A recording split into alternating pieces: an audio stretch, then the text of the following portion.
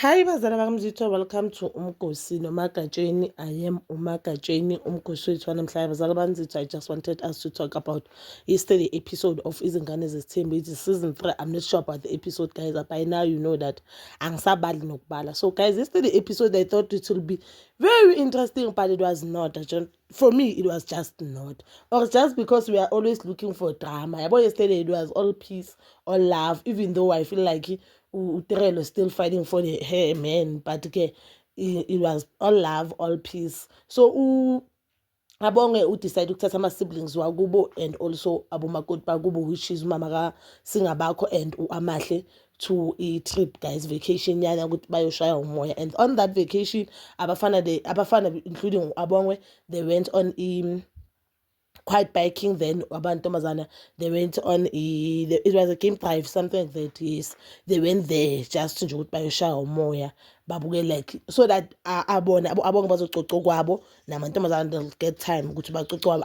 I feel like it's a good thing, so that nabo Sine noMpilo they'll get to know more of Amahle, not ukuthi bezwe ngabantu ukuthi what is what, you know. So I was so shocked ukuthi Abonge didn't know ukuthi uMpumelelo paid ilobola for Amahle. Kamsele kwenzakalani?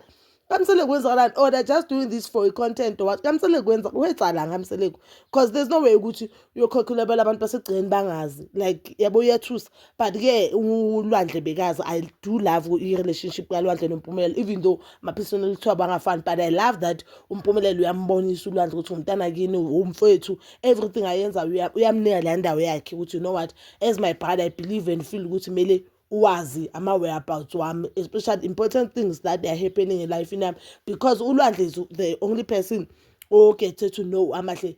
Wonke umuntu bangakazi Amahle, even ubababo uMusamsele bangakazi Amahle, but uLwandle wa-introduce ku-Amahle. Understand? I feel like i-relationship yabo i-right, it's healthy, it's a healthy relationship, even though khona izinto abangacabanga ukufana kuzo. So guys, there ayikho engako eyenzakale. Obvious uMpumelelo umbuzile unto usisi kaLwandle ukuthi hayibo, angithi we are busy saying on TikTok and all the social media ukuthi we are learning to cook for unkosikazi wakho or your girlfriend. Where is the girlfriend? Which is something we all wanted to know, but ushilo ukuthi no, I'm still single at the moment. Ngilungiselela umuntu engizomthola. Guys, let's just go to a juicy part.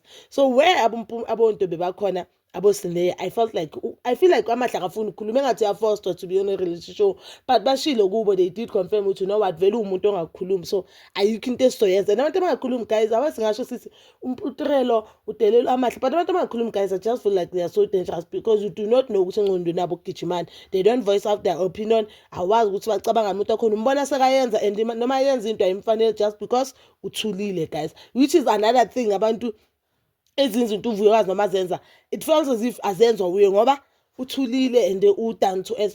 Uvuyokazi akathulanga, just that down to earth, humble. So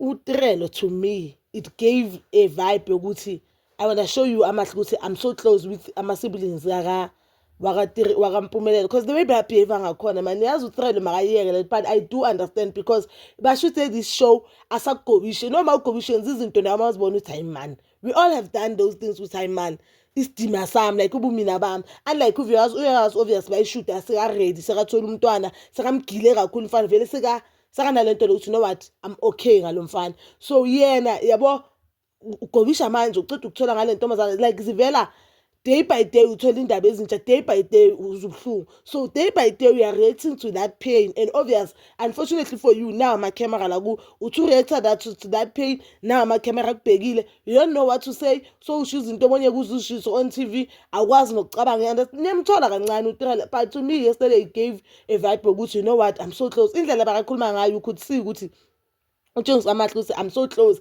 The time bakhuluma uSine amcomforta ngendaba yejeke, yabo bakatshengisa ukuthi no, we had fun, asevange fun. Yabo nalesihleko sakaTrelo yiso simenze engathi umuntu omubi, kanti vele uyathanda ukuhleka shem nama-live wakhe nokwabukela eyihlekela nje. So ngoba vele besinalento leyo ukuthi izinto wake wazenza before, seyivele ngathi vele uTrelo uhleka nje ukuthi nje achukuluze Amahle, kanti mhlambe no, vele noyayihlekela nje.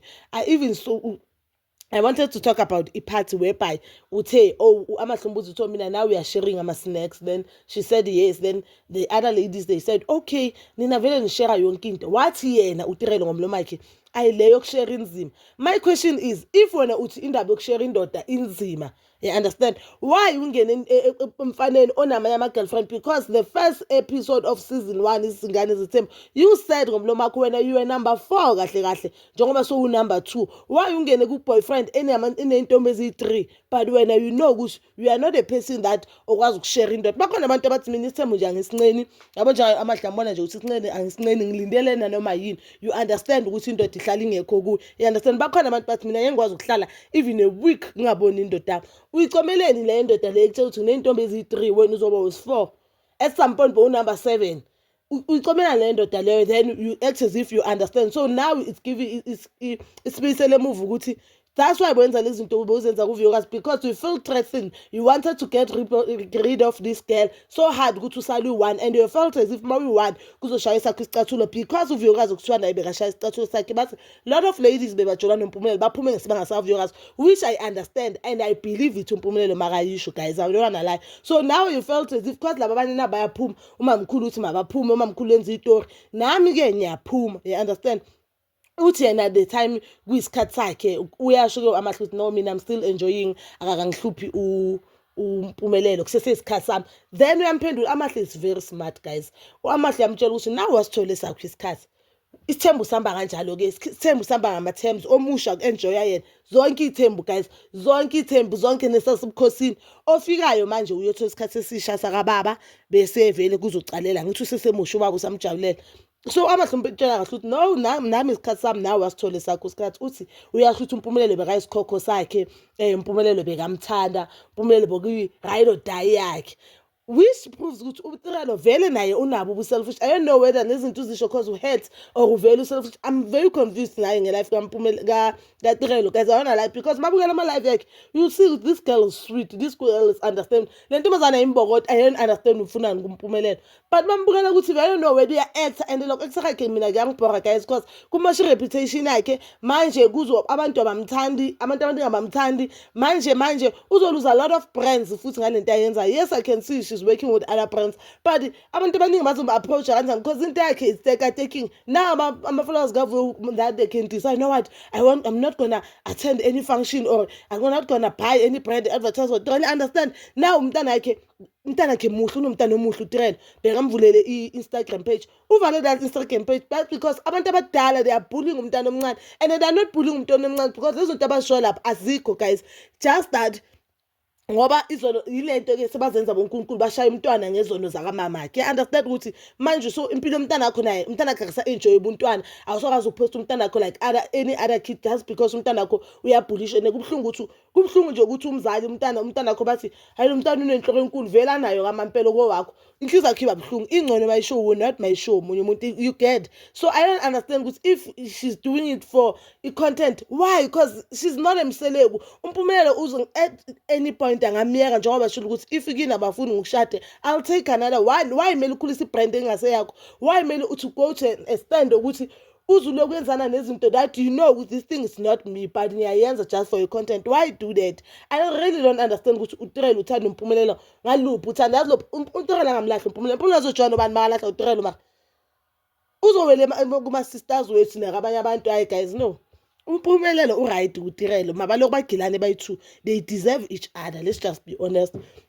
uTirelo ke uwasho wathi no, he was my ride or die, isikhokho sami. I still remember those good times, but izinto ezenza ngamanje zenza ukuthi ngizikhohle, and mhlawumbe unale believe ukuthi you know what kusezolunga. Then my question is, angithi he was your ride or die, bekumnandi nikruza ku-right, anginankinga mina, asinankinga nokuthi bangana kuVuyokazi or anamanye ama-girlfriend. It's fine, it was your time. NoVuyokazi mhlawumbe wathi mangena noMpumelelo waba hurt, but wena Last week on the other episode, you sent a long message to Amahle saying, it's so sad and so funny because when you've never said those things about Amahle to understand uZulu ufike so khona wena according to you uZulu uyenzwe ngoba kuthiwa kulaya wena ngoba wena sozoba nomntana omfana, but we don't know how because ipregnancy yakho neyakavuyokazi ihlukane nga 2 months umntana wakho vele ngoJune wathi vuyokazi uvele ngoNovember, which makes them 3 months bashana nga 3 months. I don't know whether mawuna 3 months boso yazi igender yomntana wakho njengoba loyana bekasapreg, we do not know. And uke washo naye uvuyokazi yena bangazi ukuthi utirelo pregnant, umbone sekambona lapho sisakatshoko seschool only to find out now you pregnant, you understand? Asikho lapho. So wena mawuhleli noMpumelelo nikruza uMpumelelo angasebenzi aspenda yonke imali anayo ku, have you ever asked ukuthi njengoba mfo ula but ula kimi sidla imali kumnandi kunje umntana wakhe ahlele emzumba, have you ever asked uMpumelelo ukuthi why ungathatha umntana wakho umise crashini right? 1, angithi umhlophekazi umthola khona phela sesikhuluma umhlophekazi. 2, have you ever asked ukuthi when are you spending time with your daughter baba njengoba ula, when are you giving to your daughter love? Uyamthengela umntana impahla na, but you expected another woman to do that for you while wena ungayenzanga leyo nto leyo for another woman. Yabo mina nginankinga nje nomuntu makagila ugirlfriend, I do not mind. Yabona Amahle makagila utirela, I do not mind. Angithi nina nilwela indoda nibadala, but it's so sad masangabe sezo affecteka abantwana. Ibhlungu lento uMpumelelo ayenza kuyingane zakhe zoyi3. Ibhlungu and so very unfair ukuthi baba khazosho on national TV ukuthi yena nyakaza abhadale i-crash ukuthi umntana ayodlala. I-crash is very important guys. It's very important for umntwana crash because umntwana crash umisa abanye abantu ujwayele ukudlala nabanye abantu uyahlakanipha nje uyatshengisa ukuthi ngumntwana than umntwana ohleli nje adlala emakhaya. Yazi uMpumelelo usile, uMpumelelo yena ukususile, but I'm glad ukuthi uTirelo sikambona ukuthi uMpumelelo usile, and I do not blame uTirelo kangaka last because guys when we are in love and sometimes guys uzobona umuntu ajola nendoda separated engekho divorce amtshela amanga ngalomunye unkosikazi, you believe that man? You know why? Just because when wazi yena ngithi wena uva yena, you do not hear another side of the story. And guys, one thing about uthando is slim. One thing about uthando, so uTirelo yena uthando is slim. Mina one thing I blame uTirelo that I felt as if it was extremely wrong is that yena bekangena indaba zakaTirelo show zakaMpumelelo noVuyokazi. If azange yenze lokho, I don't see anything wrong. If indoda ithanda wena mele uyenze kanjani because indoda ikhetha wena nalo yana une right ukuhamba njengoba namanje indoda ikhetha uAmahle naye makathathe ama-bags akhe ashuluke nkasishwaphanyana sakhe kitsamaya, she might just do that ekube nepeace. But bazamzitho uMpumelelo uthe anyaka phinde umthutshuze kwintombi zakhe and ayeka saza nentombi zakhe kuma-function kaMseleku ngoba masezilapha kaMseleku. He was basically saying bayaphapha kahle kahle ngoba uthi bangena izindaba zakibo and yena nyaka phinde yezena. So I think ingane zesithembu vele kuphela kwazo makuphela le season. If you want me to omunye umuntu phela ingane zesithembu, it's like uthando nesithembu la kaMpumelelo, the only people that they are giving us content intombi zakaMpumelelo. Yabona njengoba Amahle azithulele nje, you do not have that thing ukuzibukela ingane zesithembu noma ungazibukelanga nje njengami izolo, you just feel like it's fine, there's nothing interesting you get. But I think nesithuku kuzoshuba ke sizobona kuzoyenzakalani since uMpumelelo athe uTirelo uzowafela lamagama ukuthi awashiyo lapha on the table. So sizobona ukuthi uzowajezela kanjani. Impumelelo yazi uMpumelelo. Guys, no. And at this point I don't think it's fair ukuthi siblame abazali. Lo mntana lo akekho right. Right. But please do comment down below your thoughts, and please don't forget to like, subscribe, share, and hit that notification button. Yenithanda ukuya nokubuya.